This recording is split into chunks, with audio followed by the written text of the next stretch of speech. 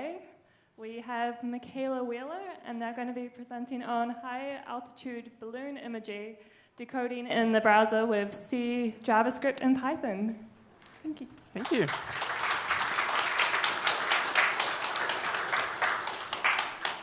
Hey, it's really good to see so many people at a Python conference come to a talk about C and JavaScript. It's really, really good.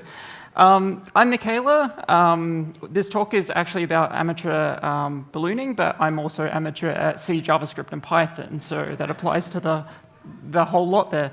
All right, so I'm going to start the talk with spoilers. We're going to start at the back and then go forward. This might look familiar. It looks like Python. It looks like a Python function. But then you look deeper and you see this document get element by ID, and that doesn't seem very Python at all. That seems very JavaScript-y. And then if you look a little bit deeper into sort of the code and how this is all working, you actually find out that this demod.demod and this Horus demod.nin is actually calling a C function behind the scenes. What is going on here, and why did I get into this mess? So that's what we're sort of looking at. We've got a mix of languages going on, and why might that be helpful? I'm going to start with a giveaway, though. There's a few constraints to this. You don't get it for free. You have to receive the telemetry first. If you don't receive the telemetry, you get a debugging session with me. So that's what you're signing up for. Needs to be Chrome on Android or Mac is preferred. Linux if we want to have a challenge. Now, I've got 3 of these devices. I'm going to hand them out.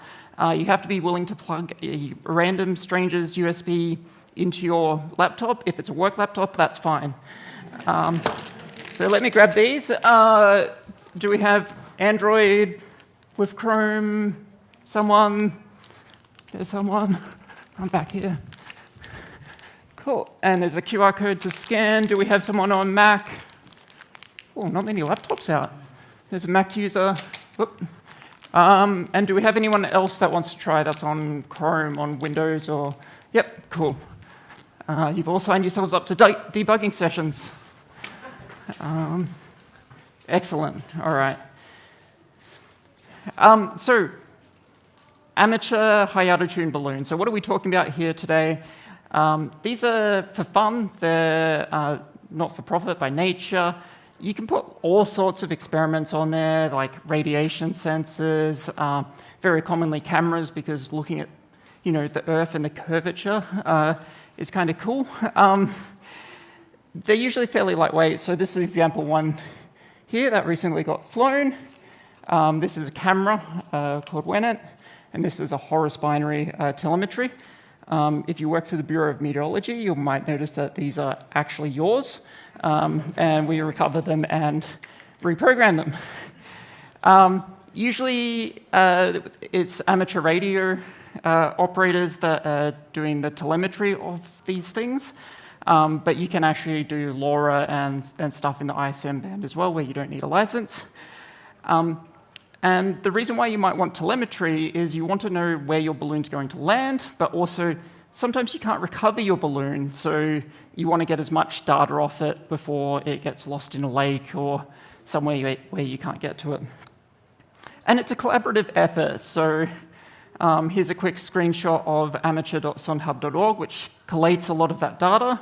And you can see there's a whole bunch of little car icons over the top of each other that are moving towards the balloon to try and recover it. And there's a whole bunch of green lines, and that's all the people trying to... that's all the telemetry coming in, and it's showing you the distances that telemetry is coming in. And the reason it's a collaborative effort is you might not have the best RF conditions. There might be noise. You could be at a low spot. So by using the entire community of receivers, we get a larger data set. We're trying to recover as much data of the flight while it's happening. And we also get that data live and can run predictions. So you'll see the lines there that are a little bit lighter. That's where it's predicted to land. So Horus binary, that's this one here. So these are repurposed Bureau of Meteorology radiosondes, or in other countries, they're equivalent. And you can add sensors to that and do data, and that's really fun. but I find images way cooler.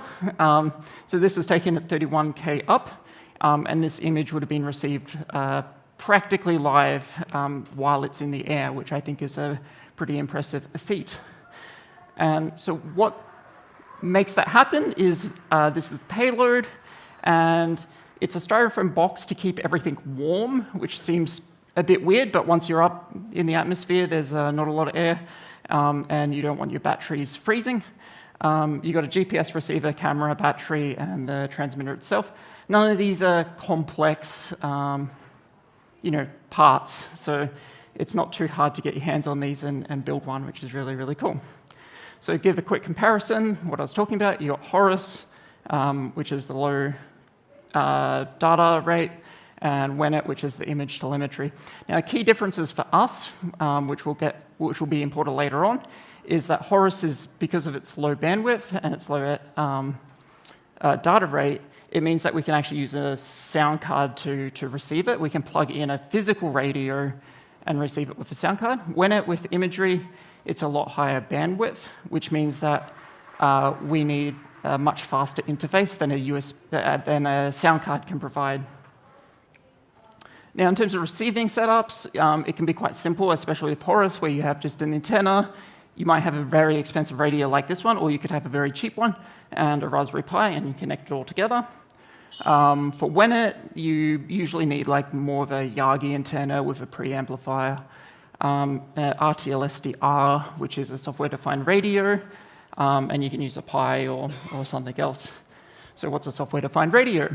Well, it's a radio that is kind of missing a whole bunch of the bits that you'd usually find in a radio. And instead of interfacing or doing the filtering and the stuff that you'd normally do in a physical radio, you do that in software. So you just get basically a big chunk of RF spectrum, and then it's on you to work out what to do with that. And the reason why they're so useful is they're flexible. You can decode tons of different modulation types with them. And these are repurposed TV tuners. So these are $30 each. They're very, very inexpensive. So very, very good to get your hands on one of these. And yeah, you just take the spectrum, you do some maths, which is well beyond me, which turns the spectrum into ones and zeros, which you can then decode into JSON or whatever else. So when we talk about Wenet, which is the image receiving mode, the old way of sort of receiving this was you would install Linux and change some config files and compile stuff and read a whole bunch of compiler warnings because you're using a newer version of Linux and newer version GCC and all of that sort of stuff. Edit some shell scripts and pray that it works, and or give up. The slightly newer way is you install Linux, then someone tells you about Docker, and you're like, what the heck is Docker? I just want to receive telemetry. And the reason for this is behind the scenes, it's a whole bunch of C programs and C libraries that are compiled, and they're interfaced with Python using C types and pipes, and it all sort of merges together into a bash shell script that gets run. And it does work, and Mark's done a great job of Dockerizing it and making it a little bit easier to receive, but it is still a bit of a pain to get people who just want to, see images off the balloon to see images off the balloon. So the new way is we do it in the web, because the web is cool. And so you click this link, and it gives you a wizard, and you click Start, and that's it, and you can start receiving stuff. Now, how do people with the demo, the RTL SDRs go? Has anyone received it yet? Maybe? OK, we've got a few debugging. You've received it? Yes! Success, that's good. So I'm going to do a demo here, and I've tried this a bunch of times, and it's worked once. So there's 3 dongles to make this work. Now, you can see the screen, which is a great start. So let's see how we go. We've got QR code scanner. So I'm scanning just a QR code. This could be on a blog or something like that. I'll open it up, and it will load. And we can go RTL SDR, which is our USB RTL SDR. By the way, the reason I'm doing this on my phone is because I find it neat. Up until now, we had no way of doing it on the phone. It was just on the laptop, and that's what we were constrained to. But we can go start, and it doesn't work. We will try very quickly to do that. Cool. And we're receiving telemetry, and you can already see a picture is loading here. Slowly. OK, it's not the fastest image transfer protocol. I'm sorry. But for a balloon, it's fantastic and great. And the fact that we can give this to someone, we can just say, plug this USB stick into your computer, laptop, or phone, is just a huge step up from having to install Docker. So yeah, that's really good. Thank you. I'm surprised that worked. All right, so there were backup slides. What's the frequency? QR code, scan it. Or follow the link on it. On the little thingy, on the packet. OK, I'm going to have to work on the UX of the little packets. OK, excellent. So essentially the goals that we're trying to do here was we're trying to make this like cross-platform to get this into hands of more people, because at the time it was limited to just Linux. You could run it probably on WSL, but that's really Linux behind the scenes. Wanted to make that low friction, so you don't need to spend a whole bunch of time installing a bunch of dependencies. But there's some critical aspects to making any sort of change to this. Is that like RF is really hard, and you don't understand how hard it is until you start working in that space. And teeny changes to code that you might be off by like 1 bit can introduce signal degradation that you won't notice until your balloon's in the air and you're not getting as good performance as you expect. You won't notice it bench testing it, so you have to do both a lot of testing, but it would be also good if we could reuse as much code as possible. And to that end, we also didn't want to touch the existing code bases. We don't want to go in there and start making changes because we might introduce a bug to the existing platform. So there's a little bit to think about there. So yeah, let's build a web app. For that, we need to call C from Python. We need to call Python from JavaScript, and we need to build a web app because that's what we're doing. So let's start with that first part, which is interfacing Python with the C code. And for that, we use a tool called CFFI. And this slide is very short. You'll notice not many points to it because CFFI does one thing. It just interfaces with C. And that's all it does. There's nothing fancy about it. But sort of how it works is you can define what they call a C definition. And this is usually like your .h file that you see in C. It's not exactly, so often you'll have to make slight changes. But it's essentially that header file that you see in C. Then you set like where your C code is, how you want to build it, the extra parameters. And you get this, this builder out the end of it that compiles this module with the C code, this C interface. And you run it, so you run that script that I just showed you, and you get a bunch of C compiler warnings, because that's what you always do when you're dealing with C, and you ignore them. But eventually, you go ls, and you're like, I got some .so file, library, I think. But it doesn't matter. This is actually a Python module. It doesn't seem like it because we're often dealing with .py files in folders for modules, but this is actually a Python module. So you can import it, and you can just tab complete this, and you've got all your C functions there. You can start making all your calls to your C library in Python, sort of kind of as if it was Python. So here we're just opening up the modem, and we're checking how many bits do we need to send into it. So very just normal Python. But you'll notice here what I'm doing is when I do this open, it's actually creating a pointer, and that modem is that pointer, and then I'm having to pass it into the next command. It's not very Pythonic, so ideally we want that in some sort of class, and so it's a good idea to take that CFFI library and then wrap it into something that makes more sense to Python developers. and also to me, so I can start using it without thinking about I need to pass the pointer in to get the data. Cool. And finally, we don't want to be running all these commands like just by ourselves. I use Poetry. I don't actually know how to build libraries without it. I should probably learn, but anyway, I use Poetry. You have to add some extra magic lines in here to make it build your library, and you can have a build lib Python script that runs to build those libraries. Not an expert, amateur. Cool, we've got the calling C from Python part, which is fantastic, but we're building a web app. I forgot about that. We're building a web app, so that means we need to somehow get Python into the browser. Okay. So there's this lovely tool, it's amazing, called Pyodide. And if you want to do anything in Python in the browser, it's definitely one to check out. The thing that makes it unique is it isn't just like transpiling your Python into like JavaScript or TypeScript. It's actually compiling CPython, the thing that runs Python, into WebAssembly. So it's a full-blown Python, fully compatible-ish with everything that you know and love.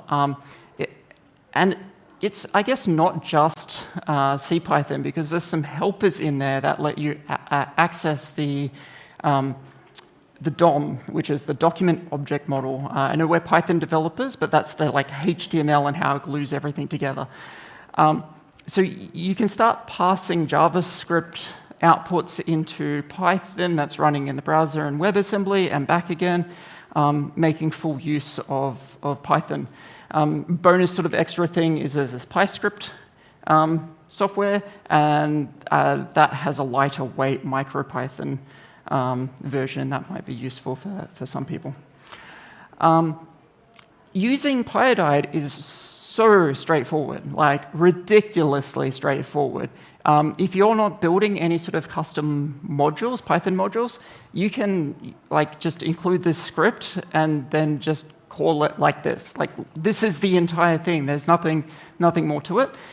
There's a little bit more work if you want to create a custom package, which is what we have to do because we're at the C code. But the instructions are pretty straightforward, and I got it to work, so they can't be too bad. Now, we can run Python, but what are we going to run? So this is a snippet with some bits removed for the software that we just demoed. But you can see in here we're like importing JavaScript variables into Python so that we can read them. So we're getting the document and a bunch of other stuff in here and JavaScript functions so we can call them. We're also importing our C library that I talked about. So we've compiled that into a WebAssembly Python module that we can then import. We can convert between the different data types, the JavaScript data types and the Python data types, and we can directly access the DOM. So if we want to just poke things in, change things, or get values out, it's very, very straightforward. Which leads me to an interesting idea is that I'm using Python, JavaScript, and C, and is this like model view controller, and we choose a different language for each one? Let's not think about it. But do we even bother with JavaScript? If we can access the DOM in Python, we can probably just do everything in Python. We haven't done that for this project, but it's definitely something I would consider in the next project, because I'm much more familiar in working in Python. The only thing is you lose out some of the JavaScript debugging side of things and testing, so that's something to keep in mind. All right, so there are some quirks to this. The main JavaScript thread can't block. So that means some async functions, such as using requests, can be a little bit tricky. And of course, even though you can use requests in JavaScript, it's still limited by the same cause security features of your browser. So just keep that in mind. But we've got the calling Python from JavaScript thing sorted. What about the web app? We tried to keep it basic, mostly because we wanted a low browser footprint. We didn't want people to be downloading megabytes and megabytes and megabytes of JavaScript libraries and stuff. But also for us, we wanted it to be easy to maintain, so a lower footprint in library means that when we go to update things, it's a lot less hassle, making sure everything works with the newer versions. Also wanted offline mode because sometimes you don't have cell phone data in the remote areas that the balloon might land, and you still want to receive it.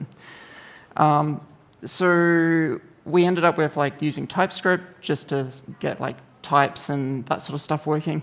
Handcrafted HTML because it's fine. Vite for doing the build and packaging, and there's also a Vite plugin for progressive web apps, which is just an amazing thing to allow you to take just a web app that you have and make it nearly an app. And Jacobo made this WebRTL-SDR, which is how we can do the high bandwidth image telemetry. We're kind of only expecting to do the sound-based low bandwidth stuff, but being able to interface the USB and do much, much more was amazing thanks to their help. I mentioned progressive web apps and offline, so I'm sure you've probably seen this pop up at some point and just ignored it, thinking it's some sort of spam, dismiss all notifications out of default. But these are progressive web apps, and it means if you press that install, it will install a copy onto your phone. It still runs under Chrome or whatever browser you're using, but it gives the application a chance to cache all of its assets so you can run it offline. It also makes the application able to run inside the same window decorations as your operating system. So it looks more like a real web app, and we use it. I've installed it on my Mac, and you can see that even though it's a website, you can tell that it's a website. It's a little bit more, I guess, native and feels a little bit better.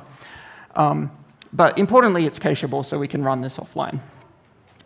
One of the side effects of keeping it simple is our build pipeline from source code to out and deploy it is under 2 minutes. And I think we could all do a little bit better work at reducing our build times. Definitely make things simple so you're not waiting around 30, 40 minutes for your application to deploy. I think it really, really does help. I'm a site reliability engineer. That's why I'm we should make things deploy quicker. It hasn't been all smooth sailing, though. Web audio is terribly frustrating to deal with. I cannot express how frustrated I am having to deal with web audio. Just the trivialist things with web audio are hard to deal with or hard to do. One of the most cutest, annoyingest problems that I ran into is that apparently people use web audio more for video conferencing and Zoom and that sort of stuff than they do for receiving modems. And that means every single browser and operating system has decided to add in systems to remove noise and make a better video conferencing experience. And you have to work really hard to turn all of those off because the modem that is in this thing will get destroyed by that filter, and you can't receive it, even with it 30 centimeters away from me. And it was so confusing to work out what was happening because everything looked fine. Did I mention RF is hard? The other thing is the high bandwidth mode, this RTL-SDR setup, is web USB only, which means you're limited to Chrome. Basically, no other browser supports it. When I say Chrome, like Chrome, Chromium, Edge, Opera. But yeah, this was meant to be a simple project, and it expanded in scope. We've got 2 different modems. We've got 2 different sources. It needs some serious refactoring.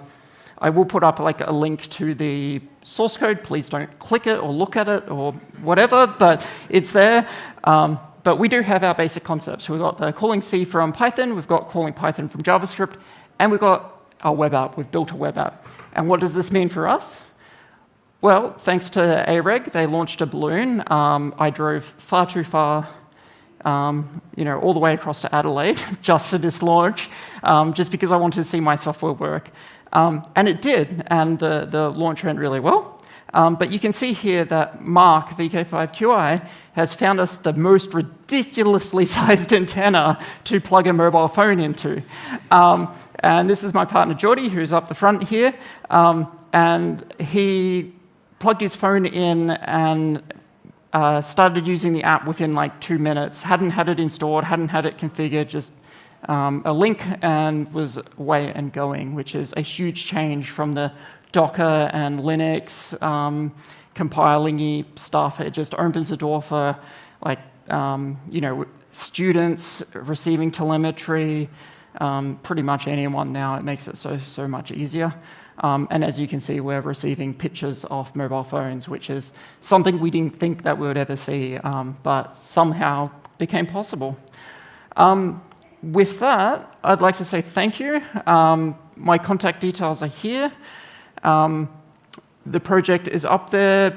The source code is terrible, but it does work. So, did all the people that had the receivers? Yes, we got yes there. Able to receive it? No. Debugging session.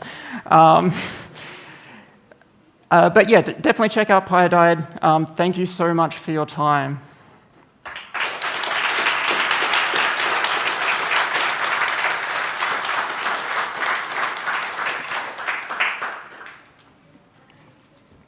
Thank you, Michaela. That was an awesome talk. Thank you. Do we have time for questions? I think we do. 3 minutes. Thank you, Michaela. Absolutely awesome talk there.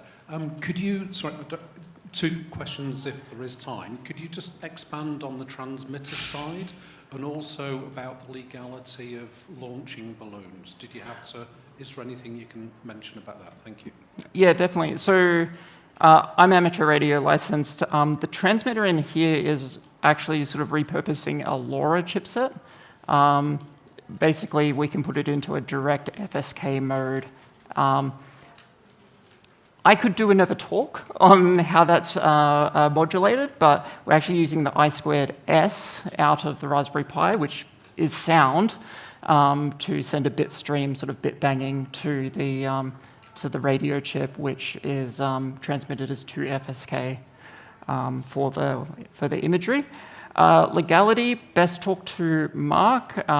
You do have to notify, like do NOTAMs and all of that sort of stuff. But definitely talk to Mark. I'm not an expert with the launching side of things. Okay, one more question at the front.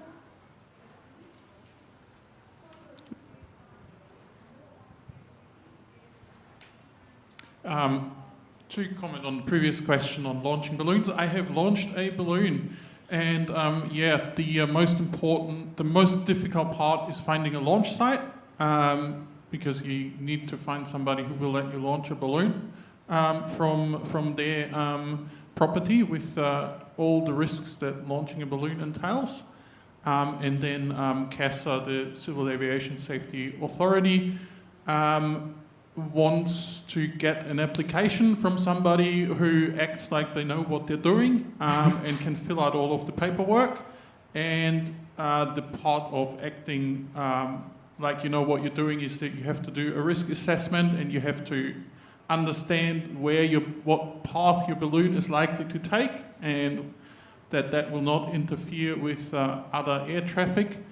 And if you take care of those 2 things, then you're pretty much good to go. One last thing is there's different categories of balloons, tiny, small, medium, large, pretty much. And the smaller, the fewer regulation there is and the easier it is to do. Cool. Thank you. Here is a mug. Thank you. Thank you.